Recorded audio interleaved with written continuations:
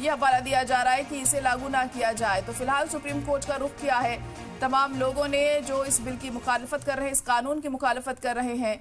और अब इमरान प्रतापगढ़ी ने भी एक नई अर्जी दाखिल की है सुप्रीम कोर्ट ने। और कब तक इस मामले में सुनवाई होती है, तमाम अर्जियों पर कब तक सुप्रीम कोर्ट सुनवाई करता है, इस पर सबकी नजरें टिकी होंगी। लेकिन अहम खबर इस वक्त आपको बता रहे हैं कि तमाम दूसरे लोगों के साथ इमरान प्रतापगढ़ी ने भी अब इसको लेकर एक अर्जी दाखिल की है और इसे गैर आईनी करार दिया है। अनकॉन्स्टिट्यूशनल इसको कहा गया है इमरान प्रतापगढ़ी के जरिए, और उसी के मद्देनजर उन्होंने ये अर्जी दाखिल की है। अब सुप्रीम कोर्ट इस मामले में कब तक सुनवाई करता है और क्या कहता है, ये बहुत अहम होगा यहाँ पर देखना, क्योंकि लगातार इस कानून को लेकर हम देख रहे हैं जो तमाम मुस्लिम तंजीमें हैं उनमें नाराजगी बरकरार है। ऑपोजिशन भी पूरी तरह से हमलावर है सरकार पर।